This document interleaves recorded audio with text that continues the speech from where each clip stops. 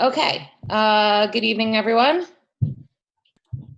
This is, good evening, Township of Springfield Board of Adjustment meeting, July 22nd, 2020. The time is 5:34. Adequate notice has been given in accordance with the Sunshine Law. Notice was published on June 25th, 2020 in the local source, the official newspaper for the Township of Springfield for the year 2020, and posted in the Annex Building on June 26, 2020.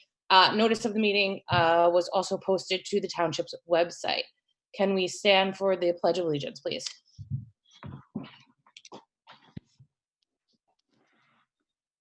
I pledge allegiance to the flag of the United States of America and to the republic for which it stands, one nation, under God, indivisible, with liberty and justice for all.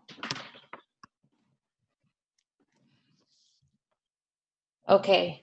Board Secretary, would you like to take the roll call, please? Mr. Mark Cunningham, Mr. Stephen Hochstein. Here. Mr. Daniel Poltrock, Mr. Harris Lawfer, Present. Mr. Stephen Furstenbaum, Ms. Cara Greco. Here. Mr. Raj Sahada. Here. Vice Chair Schnur. Here. And Chair Cohen. Here. We have a quorum. Thank you.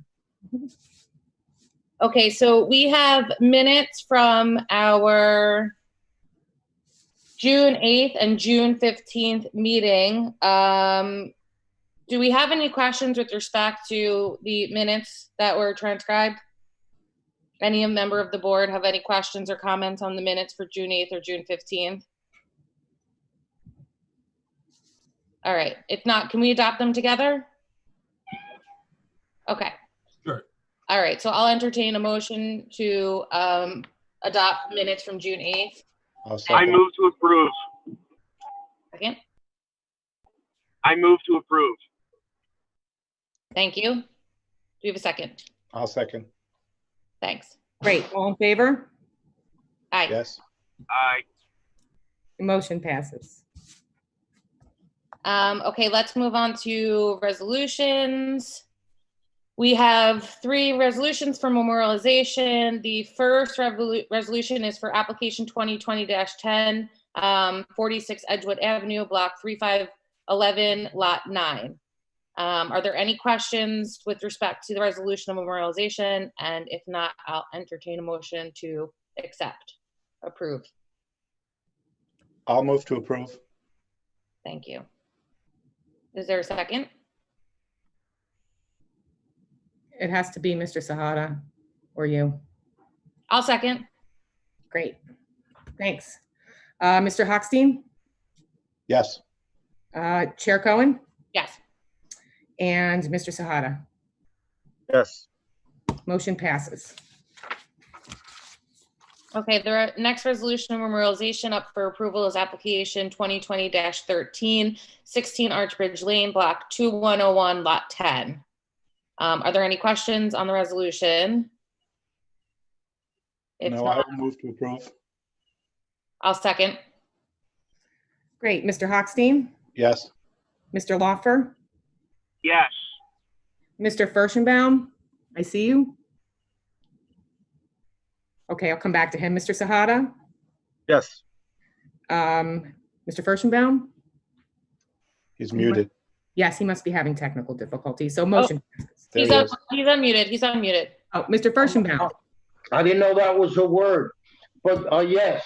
Okay, great. Thank you. Motion passes.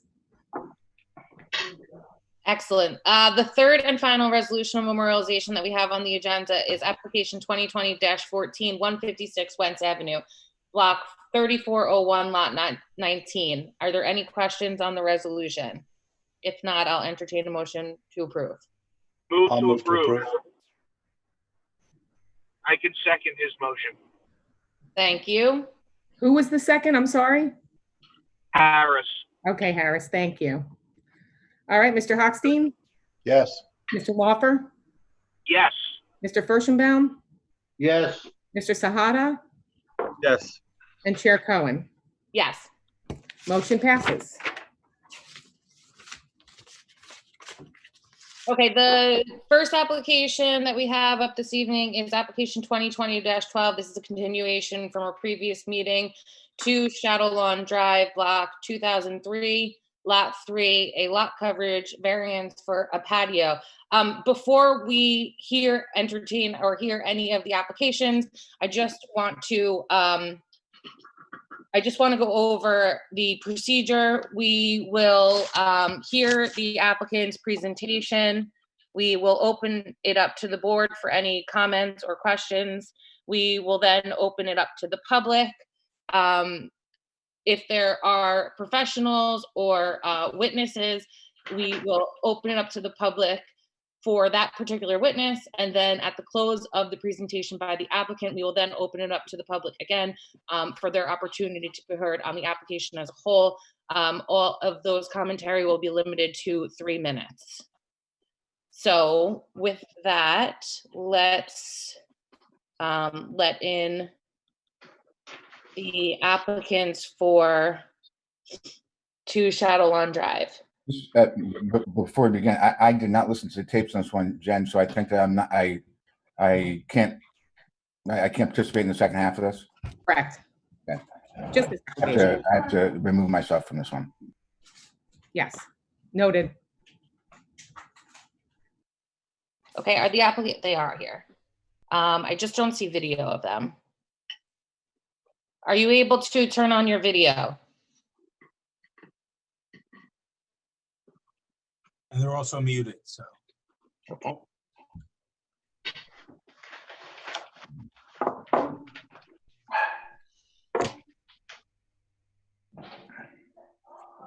Okay, great. There we go.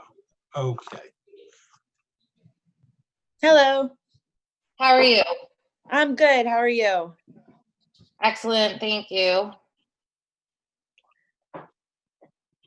Okay, so last we left off, we had requested that a survey, an updated survey, be prepared and submitted to the board, which you have done.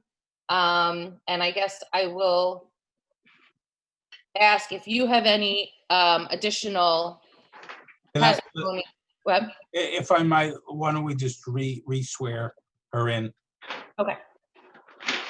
Oops, okay. Do you swear or affirm to tell the truth? Yes. Okay. If your husband's just observing, that's fine. If he's going to testify, we'll need to swear him in. But right now he's on mute, so presumably you'll be speaking. For the most part, yes. Frank, if you want to talk, unmute yourself. Thank you. Okay, and let me see your video, please, also. Okay, raise your right hand. Do you swear or affirm to tell the truth? I do. Okay, I forgot. Can you state your name and address again? Francesco, Go ahead. One of you. Francesco Rachusa, 2 Shadow Lawn Drive, Springfield, New Jersey. Okay.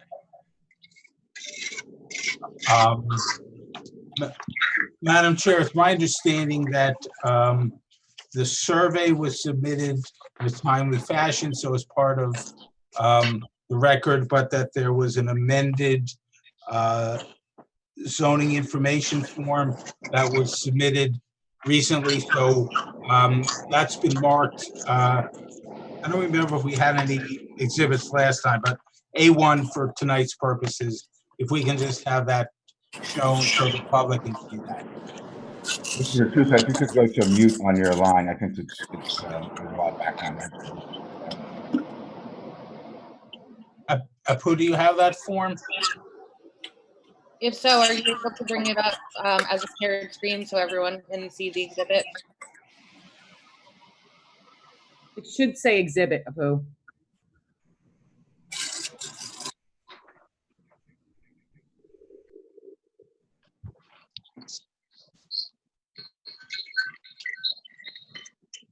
There we go.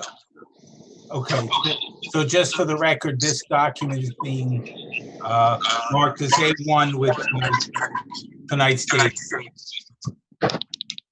Okay, thank you, Madam Chair, it's all yours. Thank you. So, I'm looking at this, we did have a question with respect to the lot coverage with the previous hearing. There was some confusion. Sorry, again, can I just ask that everyone mute until it's your turn to speak, because it's very muffled. We have a lot of background noise. Please. Thank you. Okay, so there was some confusion with respect to the lot coverage percentages, and we see here that it is cleared up. Has the board had an opportunity, as I'm sure you have, because it was submitted to you, to review the new survey? And I guess before I get to the board, does the applicant have any further testimony that they would like to give with respect to this? I think it's pretty straightforward. Do any members of the board have any questions with respect to the updated survey and the zoning chart? I do. I have a question. I'll defer. Thank you.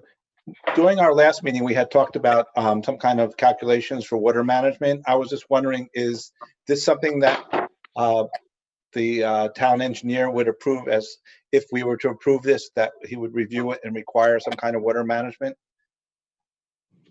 Well, Mr. Disco is on the line. I would state that that is accurate, Mr. Hochstein. Thank you.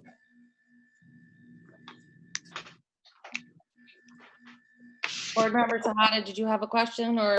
I do. I just have a question about, just so I can kind of visualize the property. So it seems there's a corner lot and there's two separate single car width driveways, one of which goes to the garage, the separate garage. Mhm. And then the other one seemingly goes to the fence. Yes. Okay. All right. And so I understand the purpose of the driveway to the garage. Just help me understand what is the purpose of the driveway, the other driveway? I don't even know what the proper term of it would be, but what is the purpose of that? It was there when we purchased the house. Yeah, I'm not sure there is a necessary purpose except to park more cars in it. It was actually there when we moved in. So we kind of just went with it. If one driveway is adequate ingress and egress, I mean, and if we were to remove one, we could reduce the overall impervious. It might still be a variance, but it would be a reduction in what's requested. You did remove partial driveway. I did remove partial of that driveway. From the fence line back to the house was removed.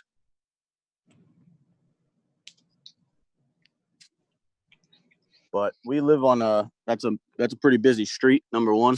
And to keep moving cars in and out to get the cars when we go to work and this and that, it just makes more sense to have an extra spot to park, because I believe that we're not allowed to park on the street, if I'm not mistaken. No street parking.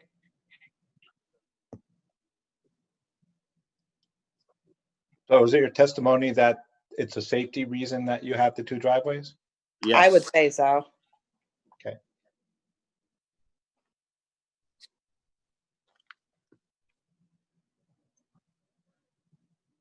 I'm familiar with Mizell. Shadow Lawn also a busy street where there's no street parking? Well, our driveways are not off of Shadow Lawn. Our driveways are off of South Springfield. So our front door is Shadow Lawn. Our garage and driveways are South Springfield. So that's where we run into that safety problem.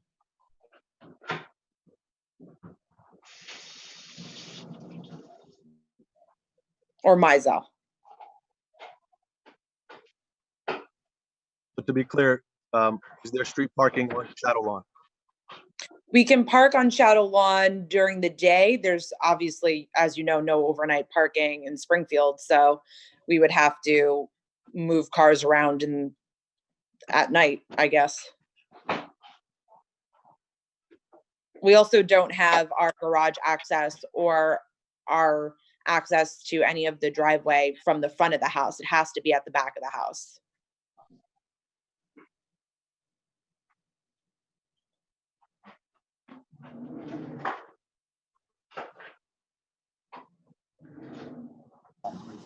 I just have a question. Is there a reason why this is brought up now and not the last meeting?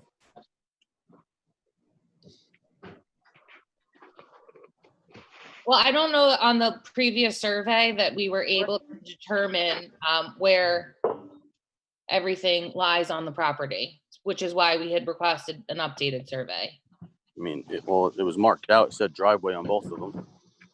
Yeah, it did.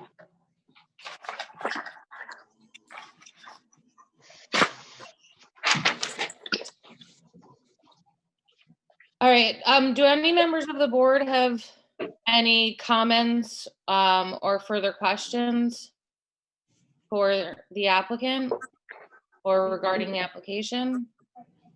Actually, can I just ask, what do you know approximately what your I'm trying to figure it out from the survey, the width and the length of the driveways? How many cars can you fit in each? So they're 1-car driveways? One car. Yes. Okay. They're 1-car width. I think the question is also about length. Length for the driveway that runs up to the fence is 1-car width, 1-car length. The size of the driveway that goes up to the garage is 1-car width, 1.5-car length approximately, I would say. It is a little bit longer.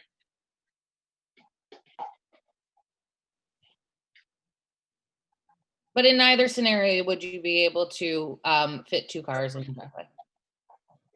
No, correct. I've never tried. Okay.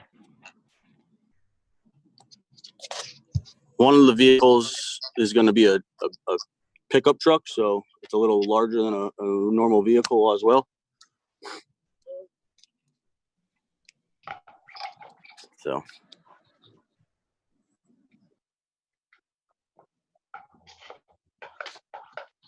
All right, do any members of the board have any other comments or questions? One more question. The width of the property from Mizell to using the survey, the left side of the property, approximately how long is it? I think it's a 60-foot property, but please confirm.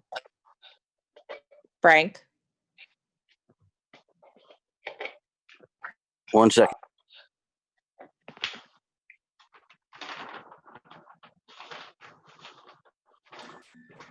I could try to help there. I mean, the bearing distance is 76 feet on the narrow section, which would be the width of the property. That's what you're asking. How big is the garage? About 125 feet long by 76 feet wide.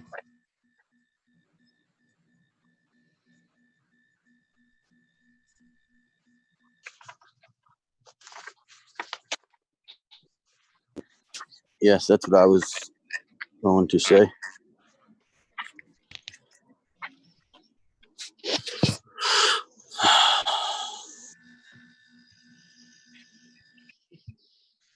What's the minimum lot size in the zone?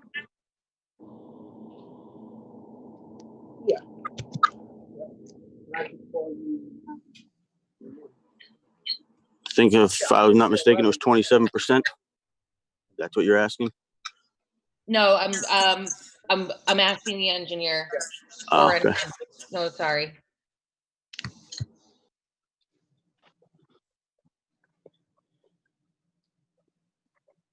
I'll look that up and get that to you. Thank you. I got it. S75 minimum, let's see, 75 by 110. So this is conforming. Yes.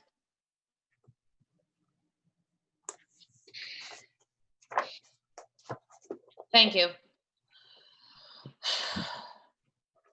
75 by 110. Correct. Okay. So I just want to confirm the property would now be conforming? Or it is currently conforming? It's currently conforming. It's currently conforming as to minimum lot size. as far as lot coverage, according to the application, it's currently non-conforming. They're looking to increase the non-conformity. That's correct.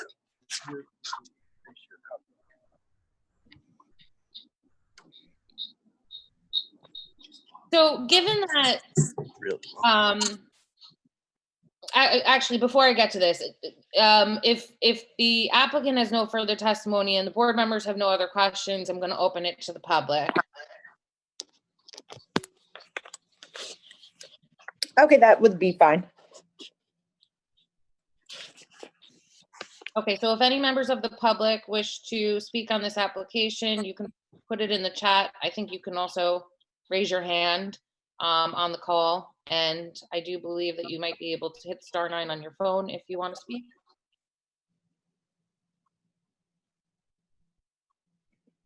Apu, I'm assuming that I see none. Do you see any? I see none. Okay. So, although I would want the asphalt to be removed, I do think that with the size of the driveways and the fact that they would only be able to accommodate one car each, and the safety issue with them coming off of Mizell, I would be inclined to grant the variance. I don't know if any other member of the board would like to speak on this. If so. Chairwoman, I'm personally in agreement with you. For me, it's the safety issues and the fact that they've got Mizell to combat with. I'm personally in agreement with you. Thank you. I'd also concur with that. And again, my only comment would be that they don't adversely affect the neighbors and that they would do any kind of water management that the engineer would require as part of being so far over in coverage. That will be included in the resolution. I mean, just looking at the survey, I mean, my concern, cars are about 15 feet long, give or take. And it's 76 foot wide property. Just the driveway has to be able to fit. And I'm talking about the far driveway, has to be able to fit more than one car. It's really a question whether it's 2 or 3 cars. So if the water management is sufficient for the experts, I'll defer to that. But I echo the preference to remove the extra asphalt driveway. That would do a lot of water mitigation while still giving the applicants the proposed patio that they desire, that I think would be beneficial overall.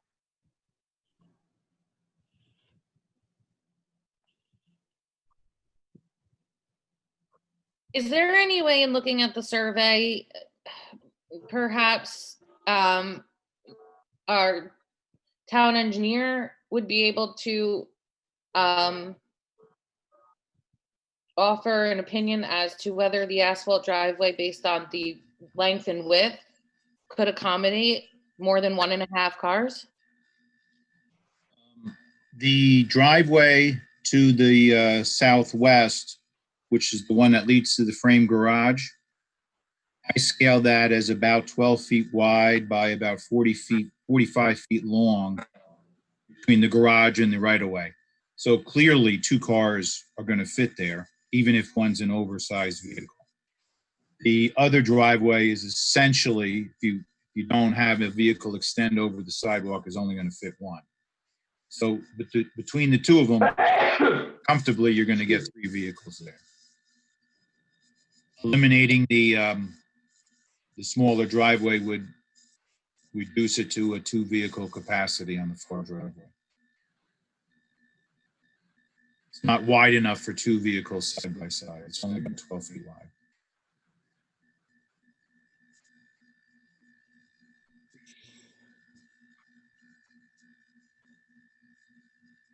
Okay, so Mr. Board Member Sahada, with that information, well, I guess what we're going to do is open it up, and if there's a motion to approve with both driveways, there's a motion to approve and we'll take it from there. So why don't we start with, do we have a motion to approve with the water management condition and the 2 driveways remaining on the property? I'll make that motion. Is there a second? I'll second.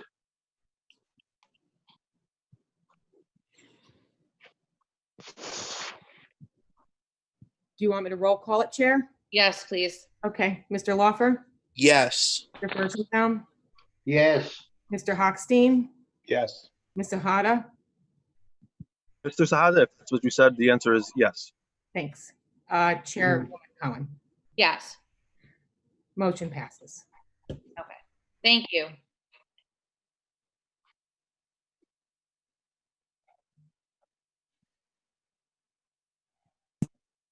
Okay, so we will thank you both for your time. And again, thank you very much for getting the survey into us. We appreciate it. So you are approved. Your resolution of memorialization should be on for the next meeting agenda. Okay, perfect. Thank you so much. Thank you. All right, so we are going to move on to application 2020-15, Christopher Ryan and Stephanie Gambino, 340 Mountain Avenue, block 1701, lot 12. This is a lot coverage variance for a driveway. Do we have the members, the applicants in the webinar? Yes, hello, how are you? How you doing? Hi, how are you? Very good, thank you. All right, so let's swear them in. You both please raise your right hand. Where'd they go? We just need your picture back. I think they froze.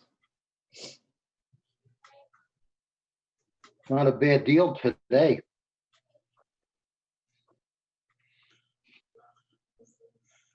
Sorry, we froze. Go We ahead. froze, sorry. If you both, okay. Do you swear or affirm to tell the truth? I do. Yes, I do. And could you both please state your name and address? Stephanie Gambino, 340 Mountain Ave. Christopher Ryan, 340 Mountain Ave, Springfield, New Jersey. Thank you. Okay, thank you very much. All right, so I see that you have applied to this board for a variance for lot coverage to expand your driveway. Why don't you tell us a little bit about what you are looking to do and why you're proposing to do it, please? Okay, I'm not sure if everybody took a look at the survey that we put in on page 6. I don't know if they could put that up. I have it marked in red, some of the areas that we wanted to do. First area would be the front entrance. We just wanted to shift it over by 2 inches and widen it a little bit more. And that is because we live on Mountain Ave, which is a county road, which is very busy. And with the 12-foot driveway, the maneuvering to get into the driveway is very tight. So when we pull in, we a lot of times have to almost swing into the middle of the street of Mountain Ave, and people sometimes fly behind on the right of us to go around us, not thinking that we're going to be making a right into our driveway. So in order to widen it a little bit, it might help us. It would help us out to get into the driveway a little better and safer, and not have to swing out as far, because there is a telephone pole that is right by the edge of our driveway in between the 2 houses. The second part is the back portion. We are a 2-family house in Springfield. We have tenants that live in our house. So there are multiple cars. There are no, we don't want to, there's no parking on the street at nighttime. So we want to be able to maneuver cars easily and be able to go in and out and not disturb our other tenants in the house. So we're looking to expand the back portion of the driveway on either side. If you can go to the other pages, Number 10 is the front area is an aerial view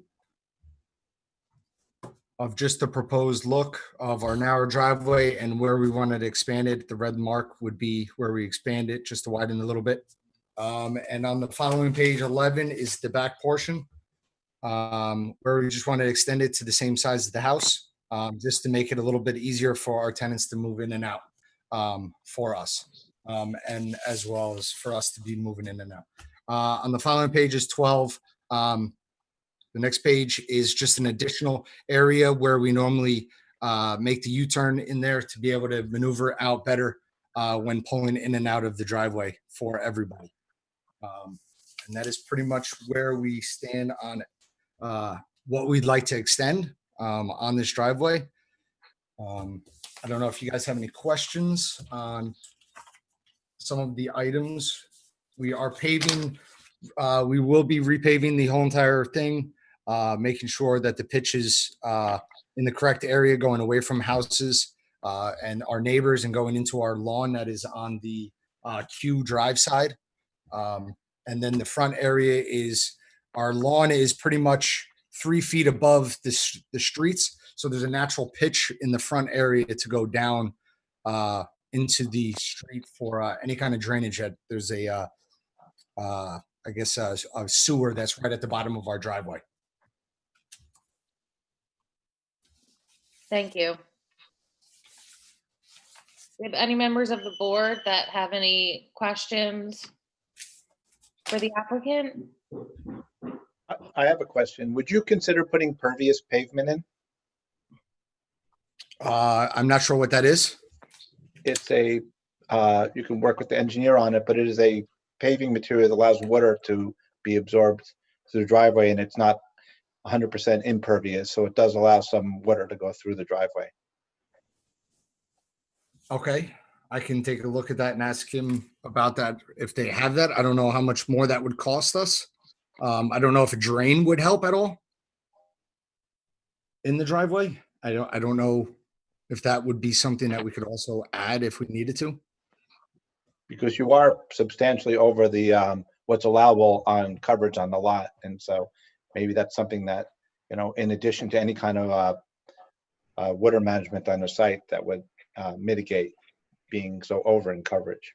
Yeah, I agree. I think, you know, certainly one of those, you know, it was 37%, I think was the number. So it's you know, I'm sorry, 56%. So, you know, certainly needs some sort of water management, you know, and or there's some, these, you know, using pavers. I think that it's just, it's a very high number, and you know, without that, I think it's a dangerous precedent for the board to approve without having those things in place. I agree. I agree with my colleagues. Okay.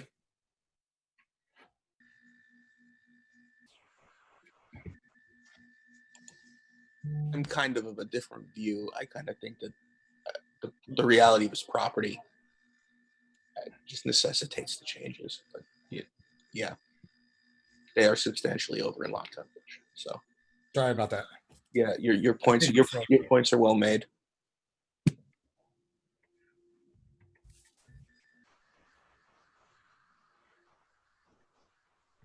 Hello? I got lost here. I agree that the changes are required, but I do think the overage necessitates some sort of permeable type driveway. Okay. Just let it seep through. Yes. 56% it's high. Yep. It would be a substantial change. So if we did the pervious paving, then that would be sufficient? We don't have to then add a drainage system or anything else? I would say that you need to work with the engineer to get the maximum type of water management that you can, maybe a combination of the two. Okay, that's fine. We could talk to him. I agree. Do we, as a board, do we defer this to the next meeting to see what that number is, or do we set a number at which that we would need to get to in order to approve? For example, if you said, okay, that the max that we would allow is 36%, and that the whatever changes are necessary to get there, or do we take it to the next meeting? Maybe we could put something in there that says the equivalent of what's allowed in coverage, and anything over, they would have to take care of that. Madam Chair, if I might, my concern with that is the zoning information does not list what the existing lot coverage is. I suspect it's already above the 36%.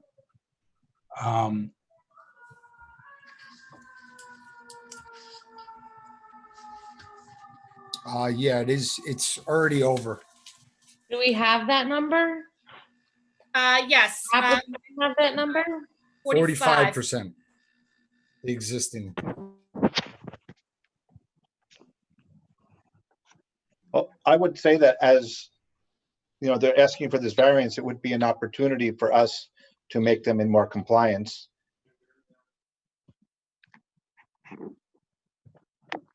I agree. I think the question is, how do we go about doing that? Whether we do have them come back, or we give a max and have a condition of meeting that and working with the engineer. Madam Chair, as a practical matter, we'll certainly request some sort of stormwater mitigation for anything new proposed. If they do offer, or if the board desires, a pervious paving, pervious pavements by definition do not count as lot coverage. So the number of lot coverage would automatically go down with that. So I certainly would defer any way you'd seek, but we can certainly manage this from a paper standpoint, however the board desires going forward. I don't think that you need a reappearance. But I'm just offering that we can do it any way you want. Thank you.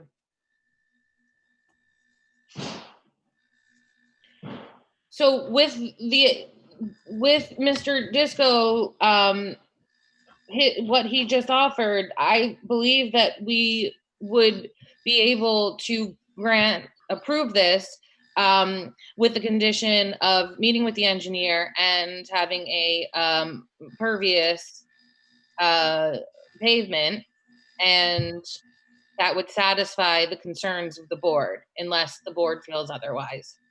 Okay. That's perfect. I would just like to hear what that proposal would be, because I think what Mr. Disco was kind of hinting at is there's a lot of different ways to skin a cat, and if we're just going to defer to Mr. Disco on that, then we don't know exactly what the plan is going to be. We have like an idea from a conceptual standpoint, but there's a lot of different ways to do it. I would just like to know what that is before we approve it. So if we have to table it, I have no problem with that. I mean, that's my concern. Are we asking that it goes no more than the 45% that currently exists? I would like to suggest that we have the opportunity to bring it down to the equivalent of 36% as part of doing this, which if they're doing this work, I don't think they're already doing it. Might as well make it in compliance. I agree. But then do they still need the variance?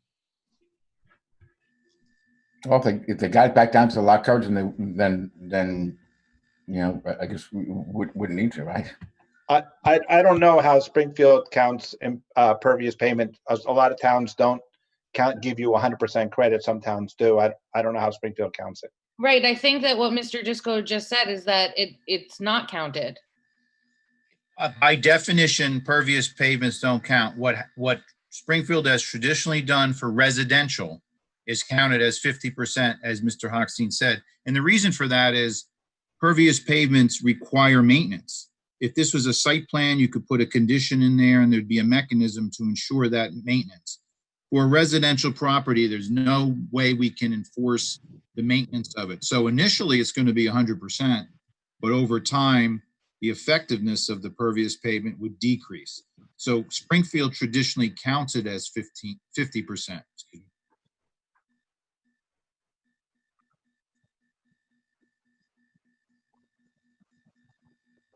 Okay, thank you. So I guess we would really need to know the numbers of what the area of the driveway is to know this. Yes.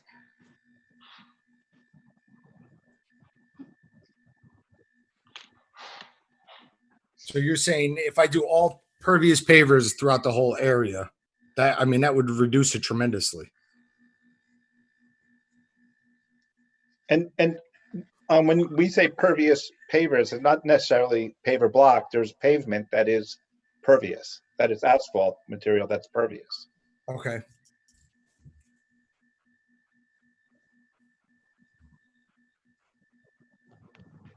Mr. Disco, what's your opinion on this? The traditional pervious asphalt pavement is very expensive. Don't typically see that on a residential driveway.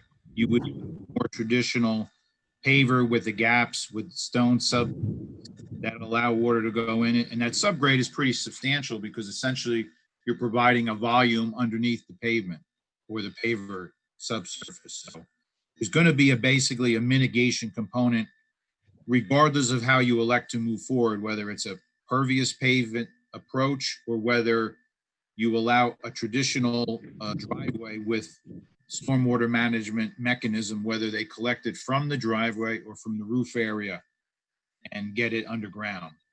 Because the catch basin's there, it's very easy to get the overflow into the basin, the rear of the basin, without impacting anybody else. So the end game here is that you can achieve mitigation and reduce runoff to off-site locations.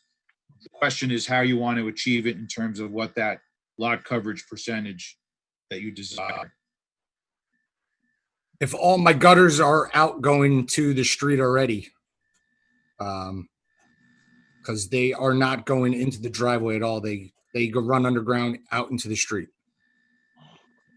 from the house everywhere. Yeah, so to understand that, when water hits the roof, it immediately runs to the gutter, instantaneously almost goes down the downspout into the street and causes runoff. Yeah.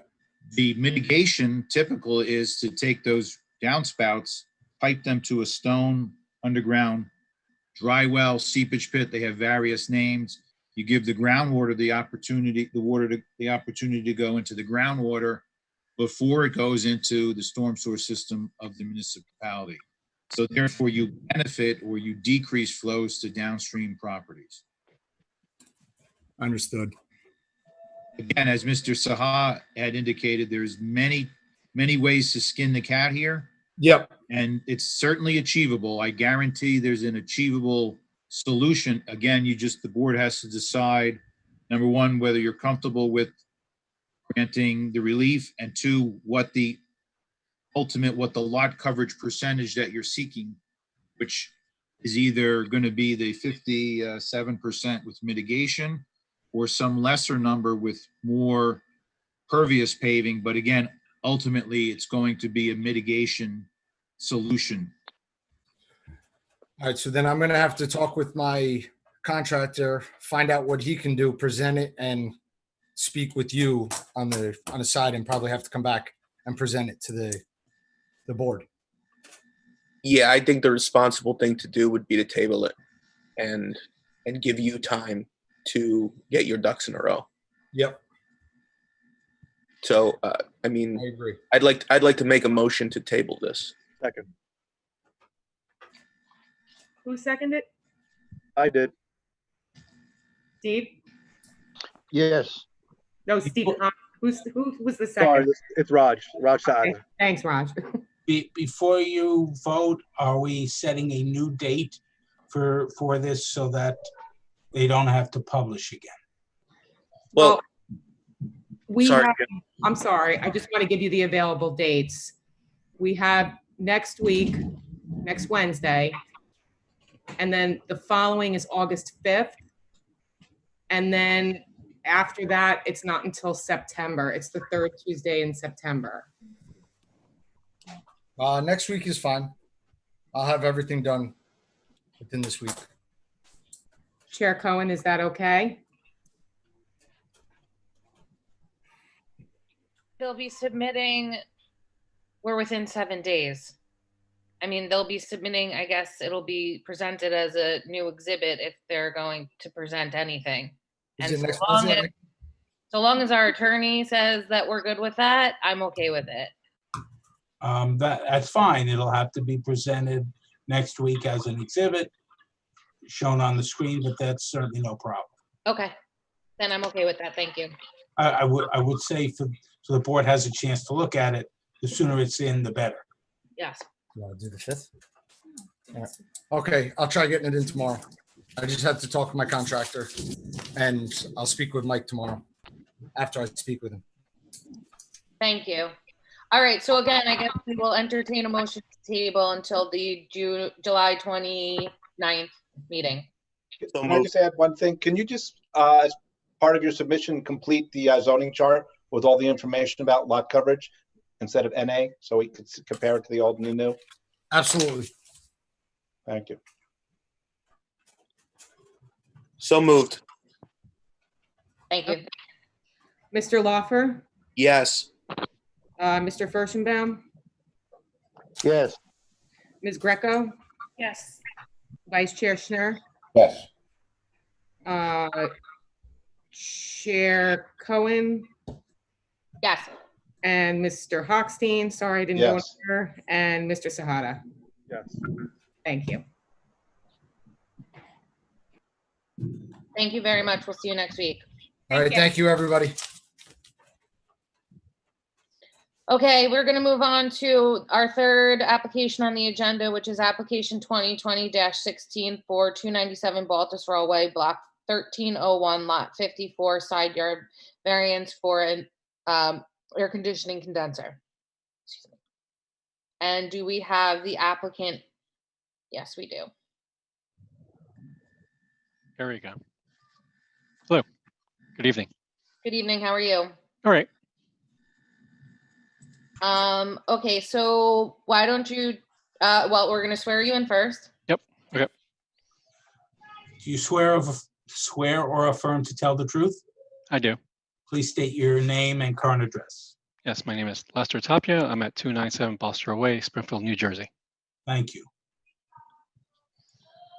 Thank you. Mr. Tapia, tell us a little about what you're proposing to do for your property and your reasons for doing so, please. Yes. I want to move the AC condenser from the back of the yard to the side of the yard. However, the distance between the new location and my neighbor's property line is too close. Therefore, I'm applying for a variance to move it to the side yard, which doesn't allow for enough distance to my neighbor's property. Thank you. In addition to that, my neighbor's property, it actually is their driveway. So from a noise perspective, it would impede very minimally on them. The other reason I'm also suggesting to move my AC compressor from the back to the side is I want to put a small area of a patio in the back. And it'll be a better experience for my neighbors. I mean, for my guests and my family.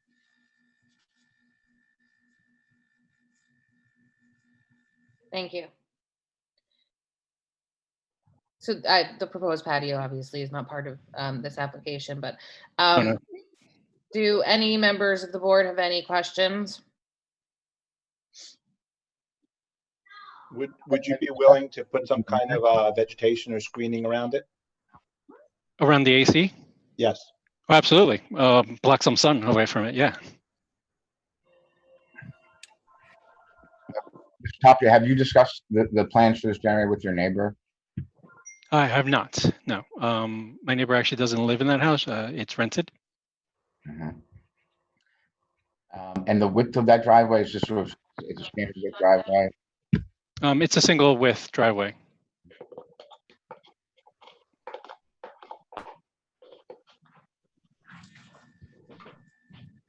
Any other members of the board have any questions? I just have just a comment based on your testimony that you're going to be putting a patio in there. Have you looked at the coverage on the lot? Is that something that you're going to need a variance for in addition to this? Oh, we're so far away from putting patio, it'll probably be at least 3 years from now. So, Okay. Yep. And most likely I will probably be putting some type of pavers and yeah, I know about the impermeable pavers. I actually would prefer it just to reduce any puddling of water.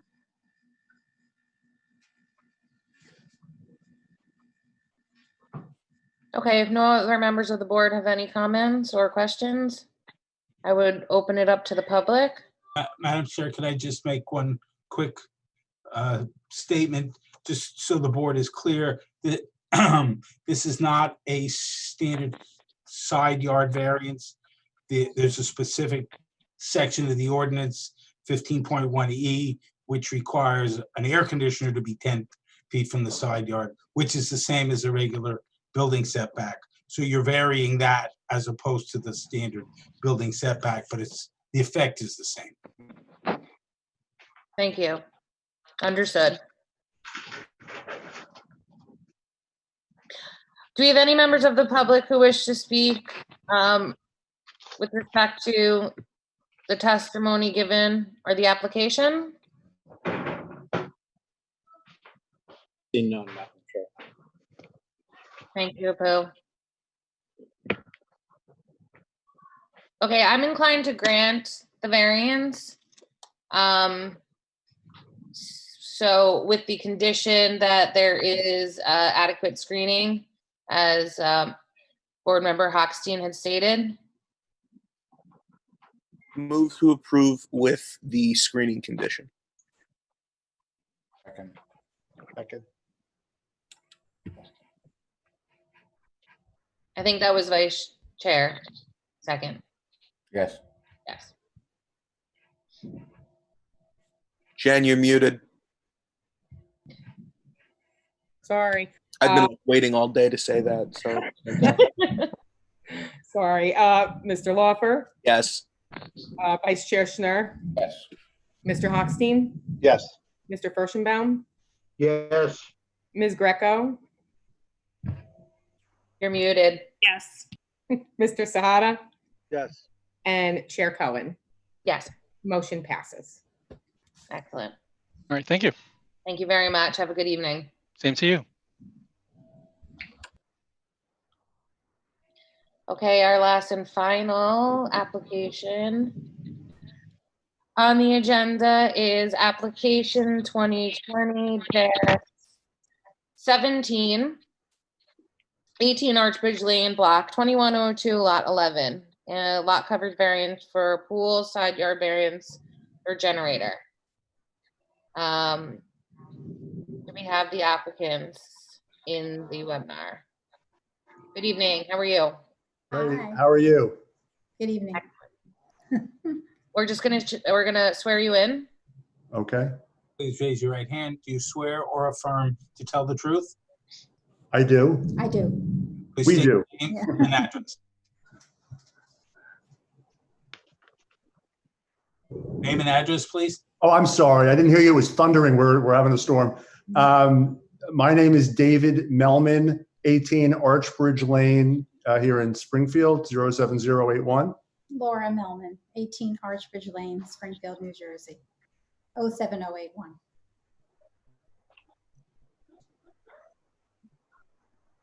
Sorry.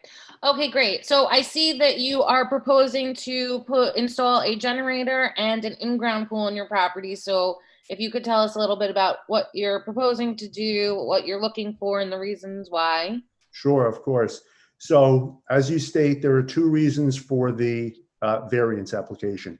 The first reason is the installation of a generator, which is ironic considering that it's thundering so loudly now. I hope that you can hear me.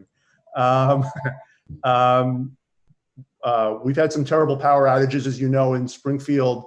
My in-laws, Laura's parents, are elderly. Her father is 90 years old and is in a moderate stage of Alzheimer's disease. He lives in Springfield, and there have been times when there's been some bad weather in town, power outages, and they've had to stay over. And so I think it's important that we be able to serve as a backup for them in the event of inclement weather. So we want to put the generator in.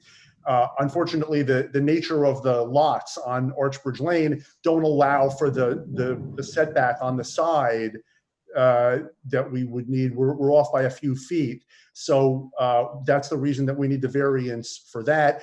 It's the same generator in the same location for the same reasons, really, as our neighbors diagonally across the street. So we just chose the same unit that they did because it's very quiet. And the two contractors we spoke to both said that this is the appropriate location because it's right near the electric and gas lines for the house. So that's that. And then with respect to the lot coverage issue, yes, you're correct. We are hoping to put in a pool. Laura and I met at Jonathan Dayton in Springfield. We're high school sweethearts. We would like to grow old here in Springfield. We want to improve our house and have, a nice backyard someday for grandchildren and so on. And because of the nature of the lot, we're a little over on lot coverage. So what we did, and I hope Mr. Disco can affirm this, is we tried to go overboard in our mitigation efforts with regard to coverage. We are going to we hired a landscape architect, a licensed architect who's familiar with this, and we're planning on putting in two, they're called rain gardens. Actually, you might be familiar with them because there's one right in front of Jen Law's building. The town has a sign that they talk about it. These rain gardens that are useful for runoff, and we're putting rain gardens in that are oversized. I think that they're much bigger than what is required for our lot. And hopefully they'll even take care of our neighbor who got approved for this same issue, the Moneros, last month before your board. I don't know what they're doing about mitigation, but hopefully our oversized rain gardens will even handle some of their runoff. So that's what we're trying to do the right thing. And that's why we're here. Thank you. And I see from your application, your generator is tested once a week. Correct, for 5 minutes. 10 a.m. Yes. Okay. Of course, we could vary that if you wanted it to be a different time. That's just what the contractor recommended. Any members of, any questions? I have a question about the calculation of for the Mr. Disco calculate like this. It says that the two rain gardens would provide 30 square feet of coverage. Is the 37%, is that net of that reduction, or is that after that? Is that gross of that? Mr. Melman. Before. It's before. Yeah, it's before. The rain gardens are designed to mitigate that variance from the lot coverage requirement. And I'm not a landscape architect, so I can't get into the details of how you do the calculations, although it's on the drawings that were submitted. Mr. Disco, I'm sure, can comment on this with much more expertise. Those rain gardens are designed to handle the amount of runoff and more for that type of coverage, but I'll defer to the experts. Okay, so it becomes then a little over 4,000. I don't know the lot size, but okay. So if that's right, then that sort of the effective overage is probably something 30%, or probably less than 30%. No, about probably in the low 30s. Okay, thank you. Sure. In this, first off, hi David, hi Laura, how are you? How are you, Mr. Laufer? I'm doing well. So I'm seeing in the drawing, I'm seeing a proposed pool fence. Yes. What are the dimensions of said fence? Well, there'll be whatever is required by permit for fencing in the backyard. I think that my neighbor who got approved last month. I think that we discussed that, and they're planning on putting in a 54-inch fence. That we're going to put in something that's consistent because it'll just look good. But it's whatever the permitting requirements are is what we'll do. We'll get the appropriate. We'll follow the permit requirement. Okay. Yeah. Yeah. No variance at all from fencing requirements at all. None. And your filtration materials, because I'm seeing a proposed shed, as well as pool equipment. Yes. So your filter and stuff, are they going to be in the shed, or are they going to be outside the fence? They'll be outside the shed, but again, the mitigation, the rain gardens are designed to address all of that lot coverage. Cool.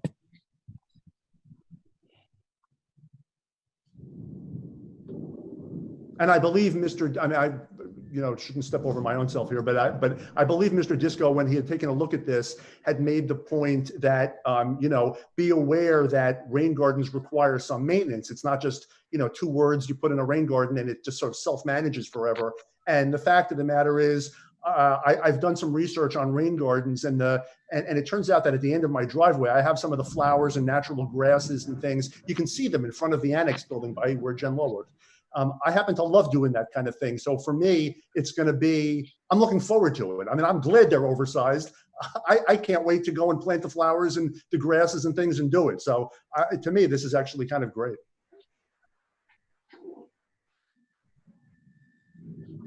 Thank you. Mm-hmm. Do we have any other questions, comments? I just have one about the generator. Sure.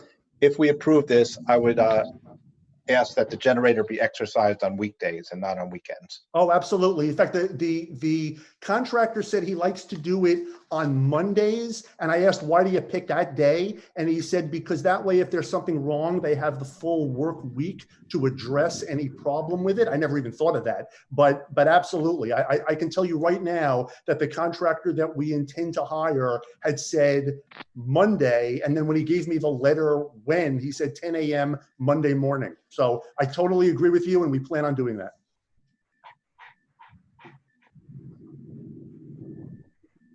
Bruce, we'll just make sure that that's a condition of approval if approved. Sure. Thank you. Yeah, weekday test, sure. Okay, I'd like to open it to members of the public for any questions or comments. So just put your name and address in the chat, or *9, I think it is on the telephone line. Seeing none, Madam Chair. Thank you, Boo. Well, I appreciate, yes, sorry, Mr. Disco. I think the plan shows for landscaping, there's those circles on the plan. Yeah, perhaps the applicant could discuss the extent of that, because it seems pretty expensive. Yeah, I know. It's going to cost a little money. The idea is to have some privacy around the yard because, as most of us know, in Springfield, you don't get acres of land. So what we're planning on doing is putting in, evergreens that will be around the perimeter of the yard. So both from a, I guess noise to a certain degree for the neighbors, but just general visual privacy, you won't even really see the fence because the evergreens will kind of grow through them a bit and all that. That's just intended to be, plantings around the perimeter of the property for privacy, sir.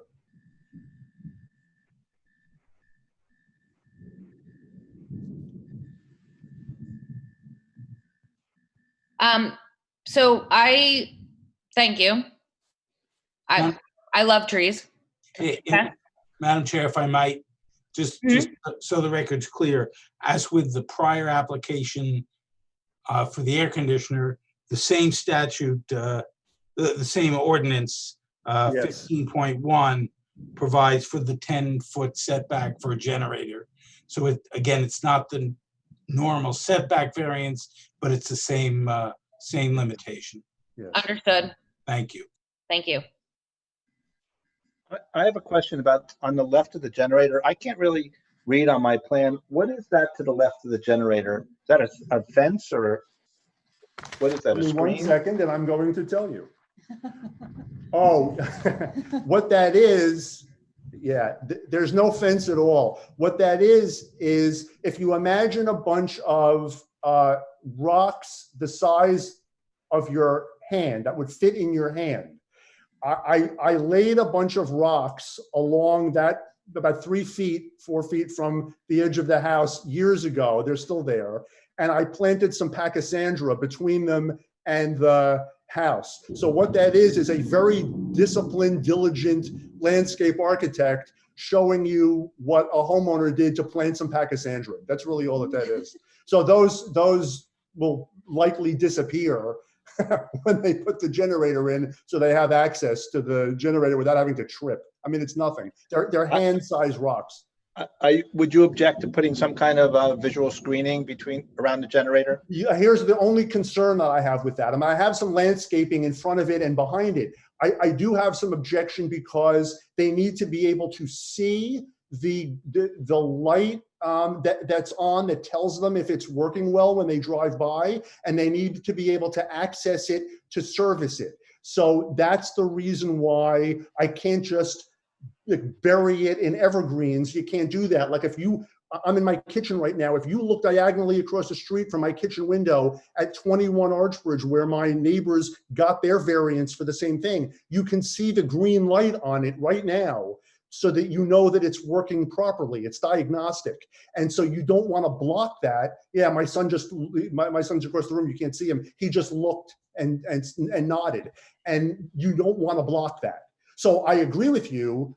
If I can, I will. I have no objection to what you're saying. I would prefer it. And front and back, I'm good with that. But they need to be able to see it and access. That's all. I have 2 quick questions. Number one is, what is it, so directly to the left? Is this a driveway here, or yes? So my neighbor, correct. Well, it's not a driveway. That's a property line, and then all these houses on Archbridge, if you ever drive by, they're all kind of cookie cutter houses. So my neighbor's house is to the side there. His house is made out of brick. It's just a red brick house. And what's directly opposite where that generator is that you're looking at, sir, is the brick side of his garage. So not even an occupied portion of his house. It's the brick garage of his house. Okay. And have you discussed with your neighbor that you plan to put in a generator? I haven't had an opportunity to speak with him. They're an elderly couple, and I know in the past several years they tend to go away to Florida for the winter and stretches of the year. I haven't had an opportunity to speak with him, but I'm sure that I will. Okay, thank you. Mm-hmm.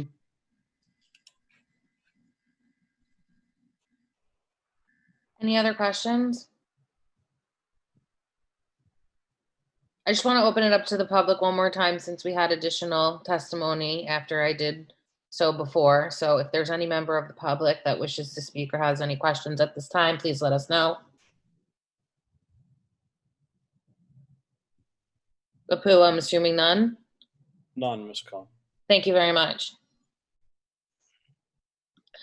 I appreciate the mitigation efforts for the overage and impervious coverage.